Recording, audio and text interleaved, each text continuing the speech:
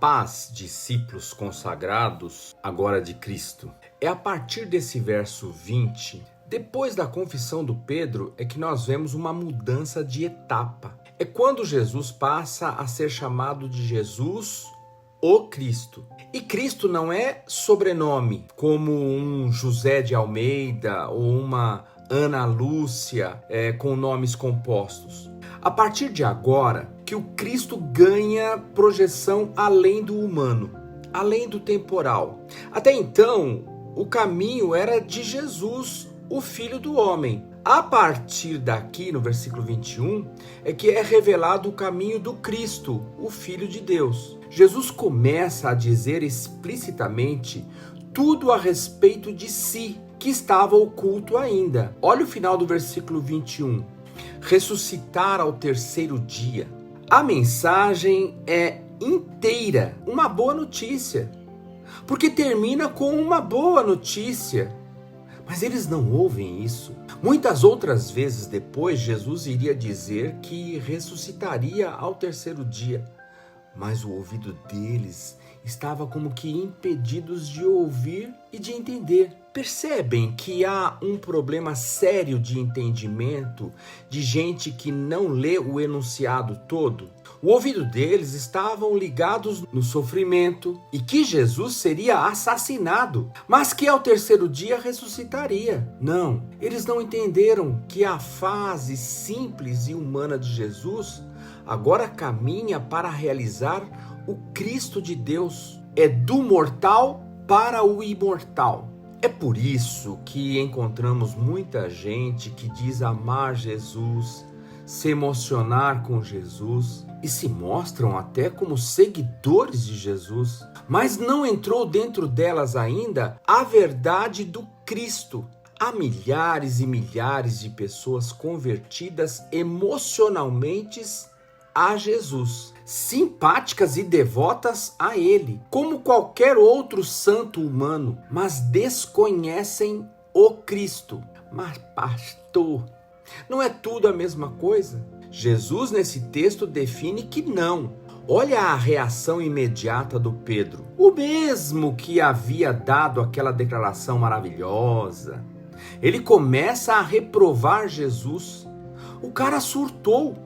Ele chama Jesus de lado, pensando, eu já ganhei um status melhor do que os outros. Já fui elogiado lá atrás. Eu estou em melhores condições de aconselhá-lo. Eu já tenho uma certa autoridade para ser administrador e diminuidor de sofrimento dos outros. Então eu já posso tirar estas bobagens da cabeça dele. Pedro, sem saber, queria se transformar no matador de ressurreição. Olha o buraco que ele vai se enfiar, só por não escutar a última fala de Jesus, porque só pode haver ressurreição depois do evento da cruz e do sofrimento. É por isso que a palavra de Deus na boca de muitos crentes nos dias de hoje é de um evangelho sem cruz, sem sofrimento. Aparecem aí então uns magos da vida que oferecem uma vida de prosperidade sem empenho, sem trabalho duro. Oferecem saúde plena sem qualquer resfriado. Um mundinho redondinho sem cruz e sem morte. E as pessoas viram clientes desse troço. O Paulo em 1 Coríntios 15 diz que se Cristo não ressuscitou, é vã nossa pregação. É vã a nossa fé, e ainda permanecemos em nossos pecados contra nós. É por isso que pessoas assim, nesse estágio de apenas Jesus, quanto mais rezam, mais assombração aparece para eles, porque não encontraram solução dentro delas. E o Pedro diz, para com isso, Senhor, tem compaixão de ti mesmo, estás com a autoestima baixa. Que conversa é essa de miséria, de morte, de sofrimento? Eu já não disse que tu és o Cristo? Então comporta-te como um ungido especial. Que sofrimento que nada!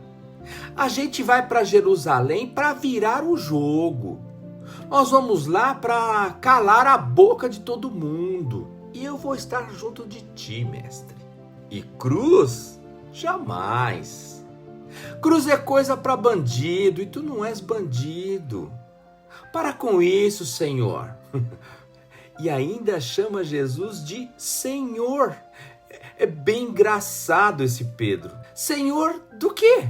Ele está tentando manipular e direcionar a quem ele chama de Senhor. É muito revelador o que vem depois quando Jesus diz: para trás de mim, Satanás, que me serve de escândalo. Em outra tradução é de pedra de tropeço, porque não compreendes as coisas que são de Deus, mas só as que são dos homens. E é preciso deixar as coisas às claras. Coisas dos homens é diferente de altruísmo, sofrimento, bondade, de cruz. E Jesus diz: arreda Satanás. Sabe por que Satanás não quer cruz? Porque enquanto uma pessoa não toma posse do que Cristo já fez e está irreversivelmente feito na cruz, o escrito de dívida que há contra todo ser humano não é rasgado, como Paulo diz em Colossenses 2,14. É na cruz. Sem cruz, permanece a culpa, a dívida, a opressão satânica, o medo das portas do inferno, da malignidade. Sem cruz, é só arrogância, é autossuficiência apenas. Jesus diz: arreda Satanás. Tu és para mim, versículo 23, pedra de tropeço. Tu não és a pedra na qual eu vou edificar a minha igreja. Tu és a pedra de tropeço. É assim que o Paulo diz em Gálatas 6,14. Na cruz, o mundo está crucificado para mim e eu para o mundo. E é por causa da cruz que eu, em Cristo Jesus, ressuscito também, como Cristo ressuscitou. Por isso, longe de mim me gloriar, senão na cruz de Cristo. Agora, por que eu coloquei o título desse assunto como o esterco não pode ser pedra fundamental de casa alguma? A parte B do versículo 23, porque não compreendes as coisas que são de Deus, mas só as que são dos homens, nos ajuda a entender isso. Por que Jesus se coloca como filho do homem no início da conversa lá com seus discípulos e termina repreendendo as coisas dos homens? Compreender Jesus não é lá muito difícil, mas o Cristo só por Deus. Homem é um substantivo que vem de humus, que é a parte rica do solo que contém nutrientes. É chão, é terra. É de onde veio o Adão, do pó da terra, do humus, da terra fértil, não da argila sem nutrientes. É de onde vem também a palavra humildade, que é a atitude de quem reconhece que veio do chão, do humus frágil, que depende de Deus. Em razão disso, a única pedra possível para ser pedra de fundamento da Igreja de Cristo é o próprio Cristo, a rocha, e não o humus, que por mais que seja rico em nutrientes, seja esterco, não pode ser fundamento de construção alguma. Copiou? Nesse texto, duas etapas ficam claras. A de Jesus, homem, filho do homem, porque ele tem que padecer e morrer como homem, para que o sacrifício substitutivo, o vicário, tenha valor legal no universo. E ele ganhando a batalha na cruz, consolidada legalmente no fórum da justiça eterna, ele consolida o seu direito adquirido de ser o Cristo, o ungido eterno de Deus Pai. E nesse fórum, Cristo tem primazia e todo o direito em suas mãos. É lindo isso. Aqui nesse texto nós vemos também que Satanás, ele é pró-Jesus, a favor de Jesus, mas ele é anticristo. Ele deseja e desejou que Jesus ficasse Jesus para sempre.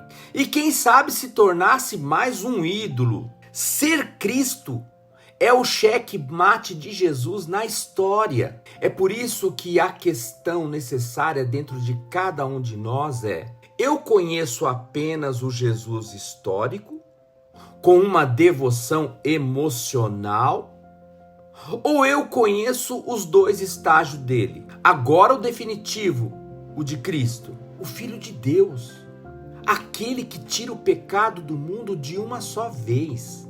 E todo mundo terá que responder a esta pergunta. É a confissão final de cada ser humano que foi confrontado com o evangelho da salvação de Cristo. Deus os abençoe.